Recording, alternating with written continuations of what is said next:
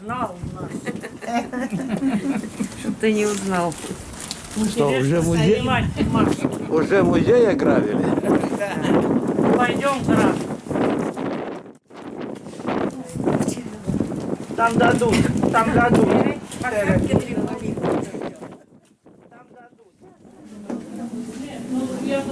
Я думала,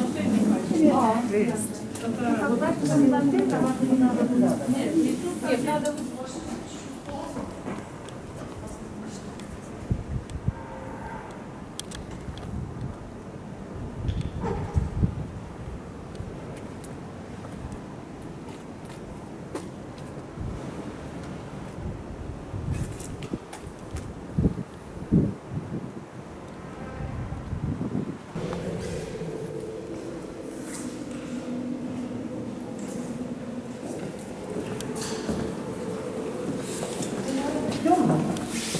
Все готовы?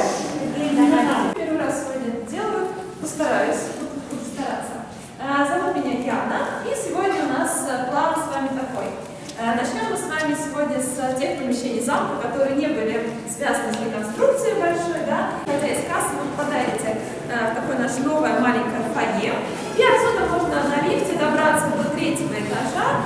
Таково уж устройство замка, чтобы башню до конца, до самого высокого этажа башни на лифте не добраться, потому что, к сожалению, туда было лифт не поставить, да, это все-таки конструкция еще 13 века.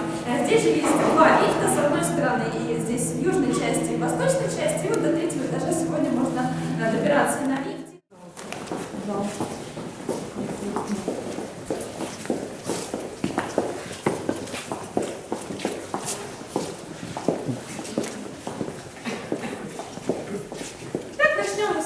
С первого зала, это первый этаж западного флигеля, одно из самых старых помещений в замке, хорошо сохранившихся даже после событий Второй мировой войны.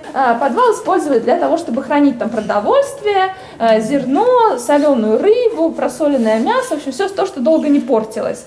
Так что вот это все находилось рядышком.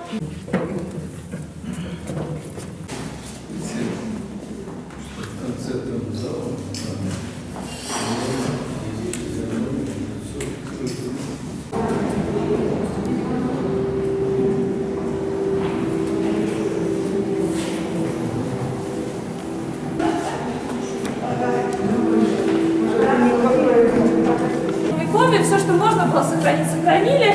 Того, чего не осталось, мы не стали делать копии какие-то, да, потому что действительно... Смотрите, какая красота. Да, это все Итак, следующий зал, это еще западная часть замка. Этот зал не был перестроен во время реконструкции, потому что он, в принципе, сохранился очень неплохо.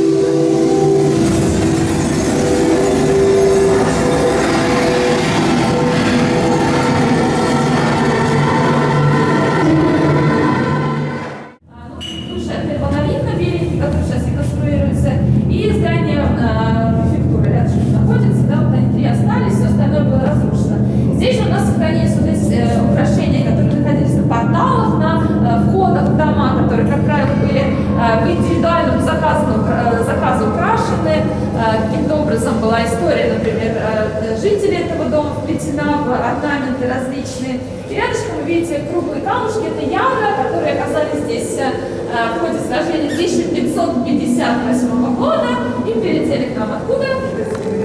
Сделать какие-то интерьеры, разные списки, которые тоже разными, потому что новый проект начал приводить в жизнь, и, соответственно, до сегодняшнего дня внешне он кажется таким старинным каменным сооружением, средневековым, да, все такое очень, очень старенькое, но на самом деле...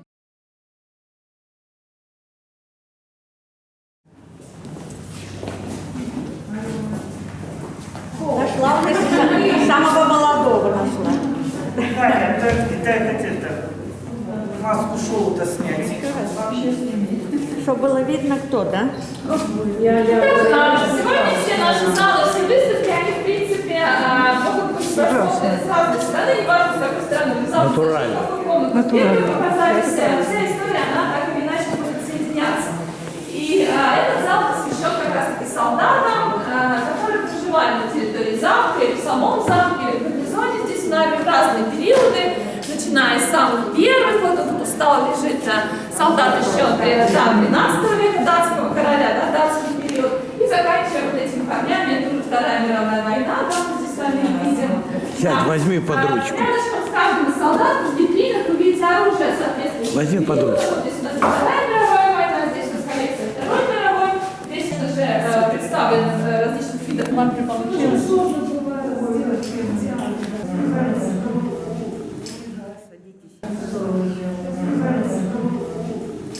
Садитесь. Самый красивый баннер. Сейчас там зависит. 14-15 век, но там он без кольчуги, да, без вооружения своего железного, поэтому немножко так непривычно смотрится. Судьба и история Нарвы — это прежде всего история пограничного города, города, находящегося на границе между двумя разными берегами, двумя разными культурами, властителями, и, к сожалению, города, который постоянно оказывался между каких-то военных действий. Поэтому следующая часть тоже связана с военными событиями.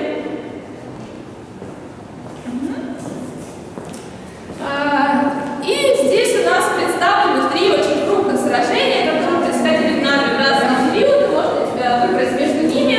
Первое — это сражение 1558 года, это Ливонская война, Иван Грозный и фокты замка, Эрик фон Шнелленберг. Вот вы его уже выбрали.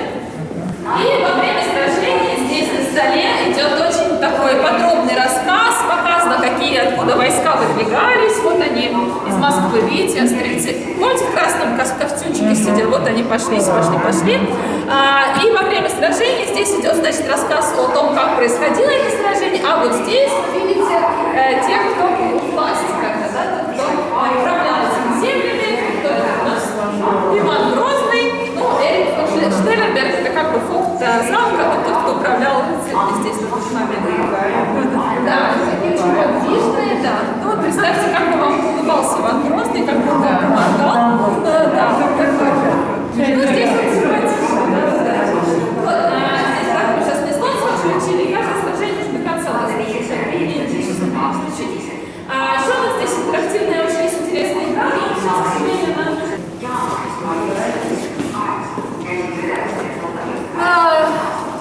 Смысл в том, что здесь можно выбрать кого-то из исторических личностей и попробовать помериться с ним силой, да, рукой. Но на что интересно, вы просто можете представить себе мимику этих людей. Мы с вами их видим обычно на фотографиях, да, или на картинках, а здесь они как будто бы живые. Ну, вот тот самый Эрик фон Шнелленберг, Иван Грозный, кстати, такой улыбается вам, Карл XII, да, шведский король, ну, Петр I, да, ну, Ленин, понятно, и, соответственно, Сталин. Ну, тоже, вот видите, они моргают. И когда мы, вот теперь мы с вами попали в тот самый восточный флигель, да, восточную часть замка, которая была закрыта после событий Второй мировой войны, и никто сюда не попадал, ни работники замка или музея, да, ни посетители, потому что здесь была, ну, очень такая сложная ситуация, да, и все эти помещения были как бы закрыты, и сюда было проникнуто освещение. Здесь видите, что очень низко окна находятся, но восточный флигель — это та часть замка, которая больше всего перестраивается с течением времени, поэтому здесь такие есть немножко нелогичные переходы, да, красивый, да? Они оказались выше, и так далее. Ну, и этот зал посвящен как раз тем самым рыцарям Ливонского ордена, которые проживали здесь в период 14-15 веков, мы с вами тоже немножко говорили. Так что вот он рыцарь, как настоящий конный воин, да. Здесь полностью показано вооружение, амуниция такого солдата или такого воина. И доспех полностью, да, если мы с вами берем все вместе, мог достигать по весу до 50 килограмм, да, так что приходилось быть очень сильным и выносливым, чтобы все это на себе носить. Вот и кольчуга тоже здесь представлена. Какая лестница-то.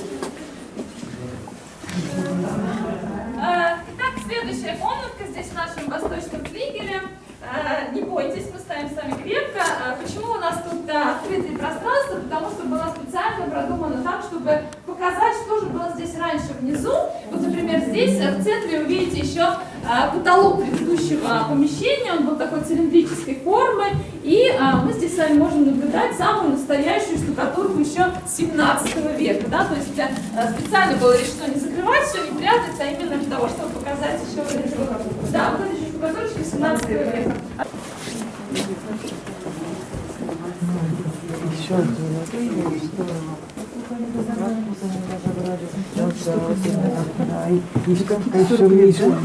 Ну и моя любимая комнатка.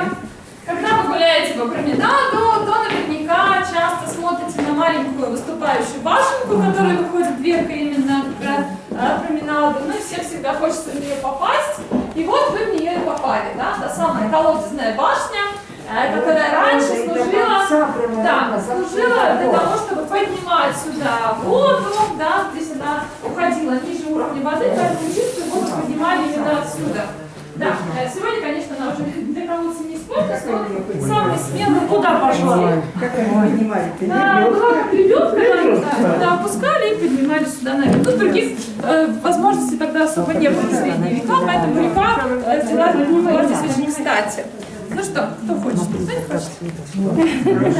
Страшно, да. Мне тоже страшно. Вот, ну и отсюда, конечно, открывается красивый вид на променад, на российскую сторону, и вот Кремголь там немножко виднеется. И наш такой серый пасмурный день, здесь всегда светло и такая приятная атмосфера. Так, ну и раз мы с вами сегодня говорим о замке и о рыцаре, то раньше рыцарь считался таким. Здесь у нас есть тоже наш супергерой, вот такой рыцарь.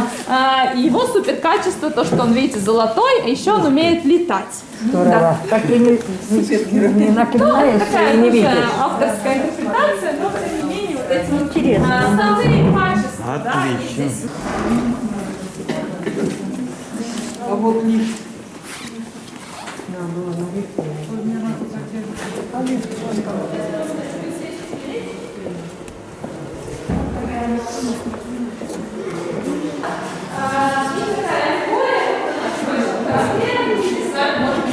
По всей истории нарды, начиная с самых первых периодов до современного времени.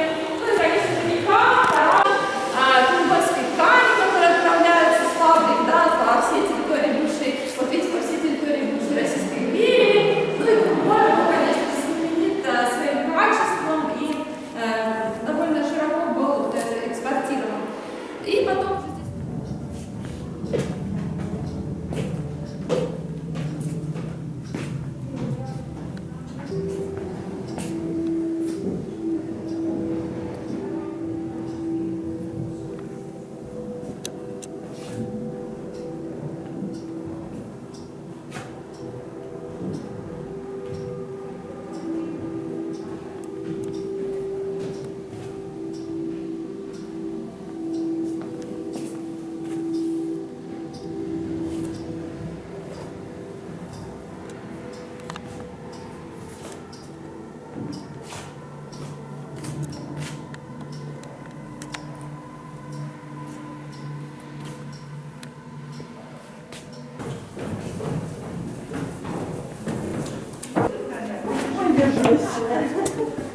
Назад.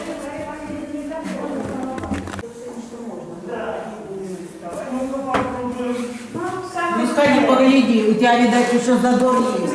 Ты танцами занимаешься. А мне кажется, что там.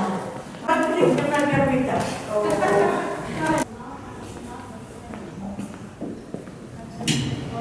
Да, красиво, конечно, хорошо. видите, знаете, как Понимаем?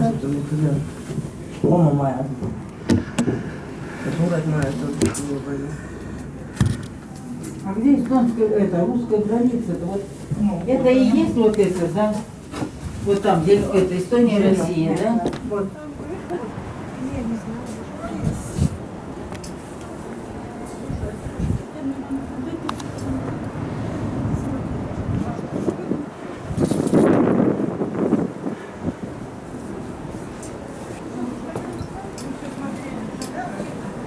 ну ладно, видели, галерею тоже.